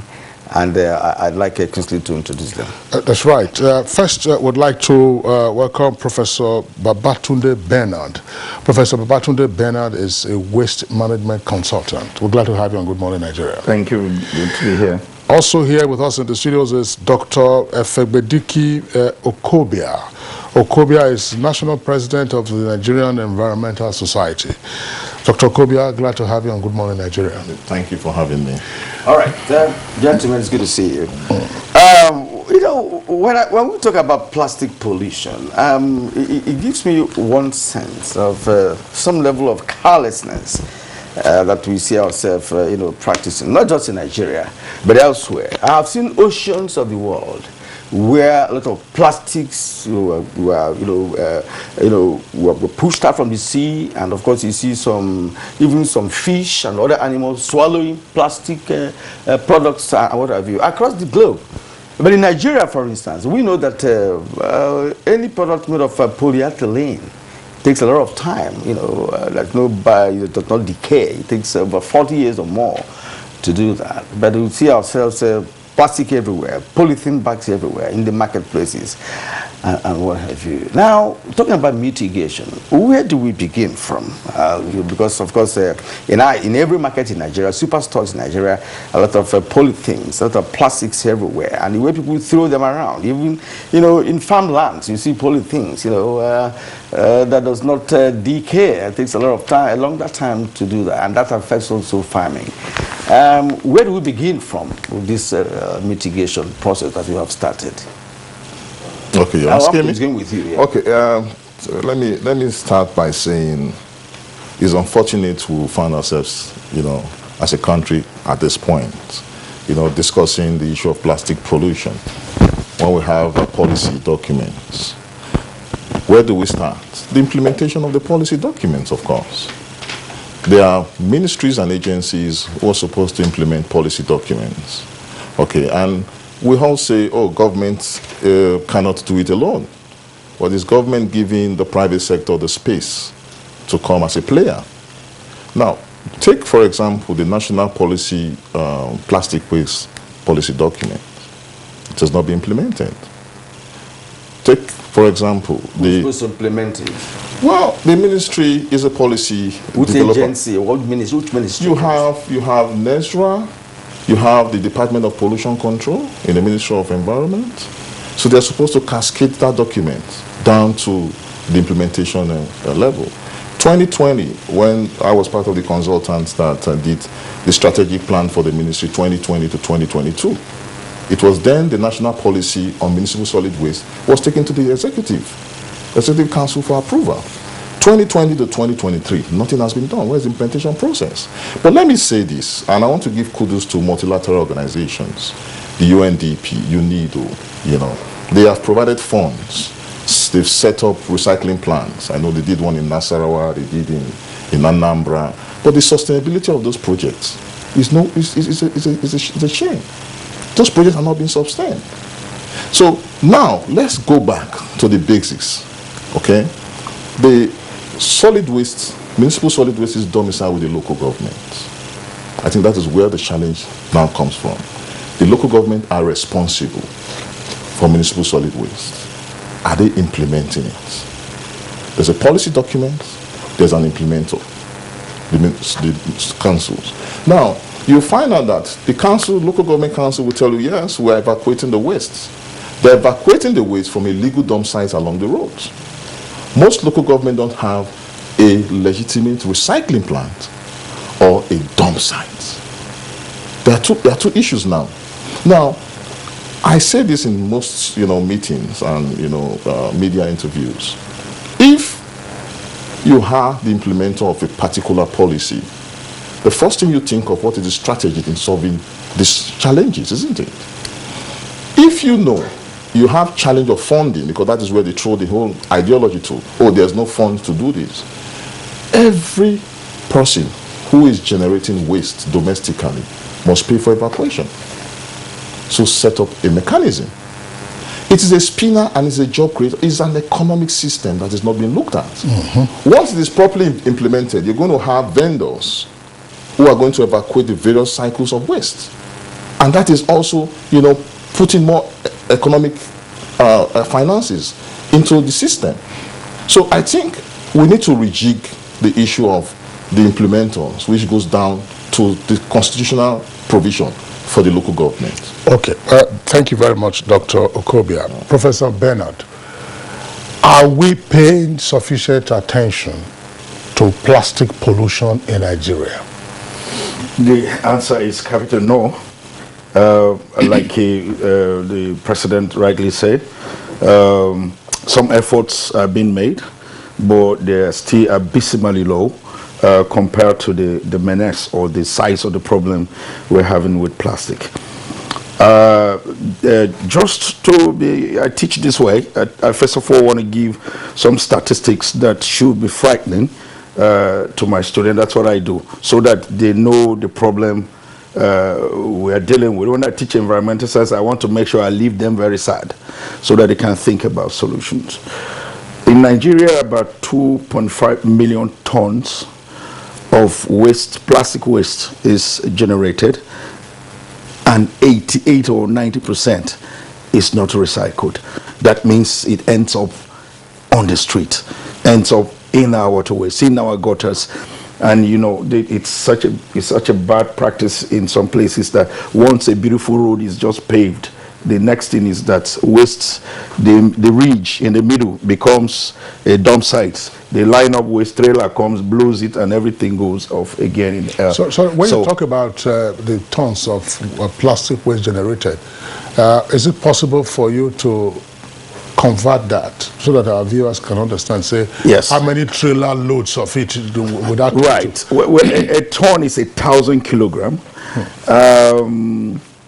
A trailer is a 30-ton trailer, for instance. So if you divide 2.5 million by 30, yes, I'm not very good with figures, but you can have a sense of the number of trailers of nylon that are produced per year.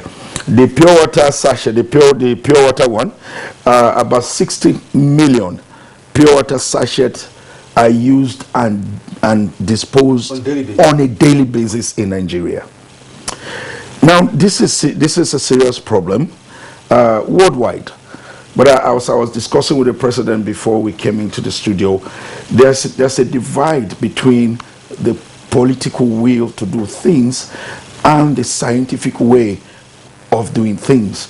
Why the scientists look at the careful paradigm of activities or actions that can be carried out to mitigate a particular solution. The politician is interested in profit. And once this process is going to take away money, the politician is not interested. The politician is interested in profiting for the management of the country. Yes. But what they don't realize is that there are certain mitigations that you embark on which are proactive and are preventive in nature. One policy on banning plastic in Nigeria, we cut this plastic production by at least half immediately. If you buy sweet, I'm not exaggerating because I'm a scientist, we've carried out this. If you buy bread is already in a polythene bag, then they give you a polythene bag to put it in. If you buy sweet, they do the same thing. And sometimes when you reject it, they are wondering that what's wrong with this man? How can you be carrying bread on the street? So this attitude is where I take it back to where he's talking about implementation. The policies are there, at least since 2020, the one of plastic, that I reviewed it, the waste management and all that, they are now there. One of the components of that is awareness creation. The people must know the consequences of what we're doing by this use of nylon. When they say, oh, so this same nylon I'm collecting will get back into my food, I will eat it and have cancer, then they will think twice or accept not to use it the way we are using it at the moment. So the efforts are being made, but it's not critical yet. Prof, I want to stay with you, because the danger of plastics or polythene bags littered all over the place is because they are not biodegradable. That is basically one. How does this affect farmlands? When in the middle of our farmland, you see pure water, sachet water, because even the farmers, I honestly, last week I visited a farm in Benue State, in a place called Howe in Benue State. And I had to, I'm a local farmer, and I have some, some of the ladies and young men who are in the farm, I decided to have a feel of staying in the farm with them. I mean, it's pure water, everybody has the sachet water, and after that, you still drop it in the farm, okay, and all that. So, now, what is the implication of this to the soil? Yeah. Yes, the plastic is made from, is synthetic. Majority of the plastic we use. It will interest you to know that we can make plastic from cellulose, which is biodegradable, but they prefer to make it from the petroleum products because it's faster is to multiply in large quantities. So it is from petroleum products. And once it is there, it's there. You say 40 years to degrade. It is actually over 400 years to degrade. So it's there, it's there. And as the plastic is undergoing weathering, photochemical actions, they are breaking up in pieces, in small pieces. They are adding to the soil, and they have an affinity for even your fertilizer. So when they are there, you put your fertilizer. The fertilizer prefers the affinity or the romance they will have with the plastic, and then your plant doesn't have access to your fertilizer.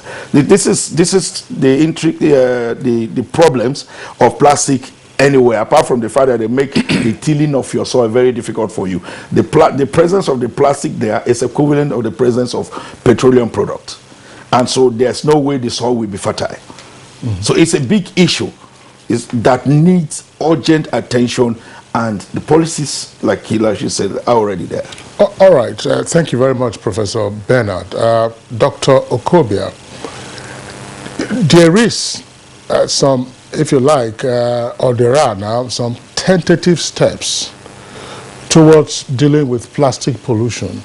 From time to time, you see persons collecting plastic water bottles and so on and so forth. And I think the Nigerian Environmental Society had a conference last year in Abuja.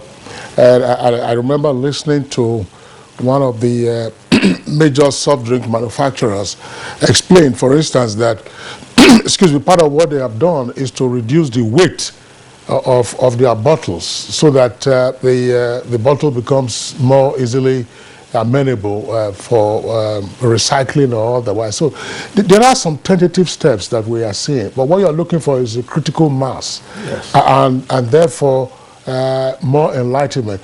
People just, when you tell an average Nigerian now, after taking water from, drinking water from pure water sachet and throwing it away, so, oh God, no, don't do this type of thing. It's like you are insulting him. And so what is missing? You talked about local governments, but I hope you recognize that local governments have been emasculated by state governments. Where you go to state governments, you will see the waste management authority is under the state rather than under the local governments. So how do we break out of that and get local governments to function, plus other things that we need to do? Well, thank you for bringing this up. I think there must be some understanding.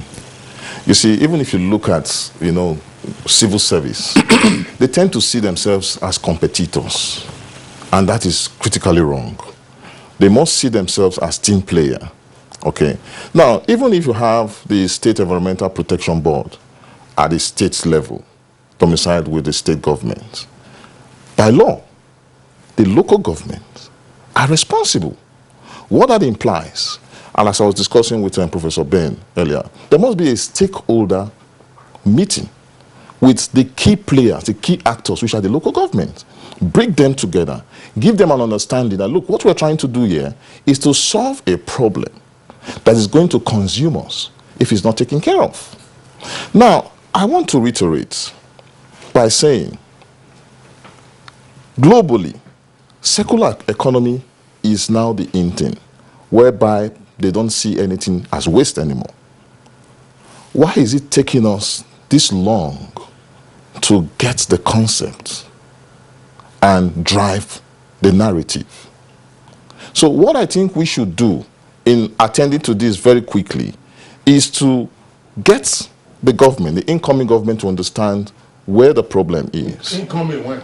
Well, okay, well, they have a substantive minister of environment. There's a government in place already. Yeah, so I want to say the minister of environment is going to come on board to understand the process. And that means whoever is going to man any ministry must have an holistic idea of the functionality of that ministry. I think that's also been a gap.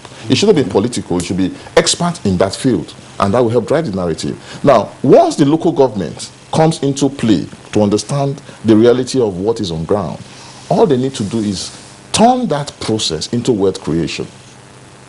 Once you understand that you can make money from this, you don't look at it as waste anymore, isn't it? Yeah. Well, you know, the thinking of our people is not going to that direction, especially those politicians, right? You know, who should know better. You know, and local government in Nigeria is totally dysfunctional, and I mean, you don't need to factor them in for now, unless something changes. Professor Bernard, yes. We just have 1 minute to go.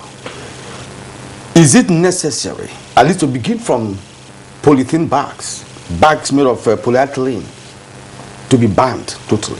Because in some countries, I think Ghana, you use only your Cote d'Ivoire, you just Rwanda, or anything you do, you know, use the wood to produce your bags and all that, because wood is also natural, it's friendly. Yeah. Is it a possibility? Can it happen here? Yes, it can happen, but again, you must strike the balance. Look at wood.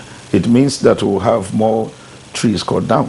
So you are solving one problem, you are bringing the other one. So doing that. Yes. What are they doing? Yeah, there has to be a balance.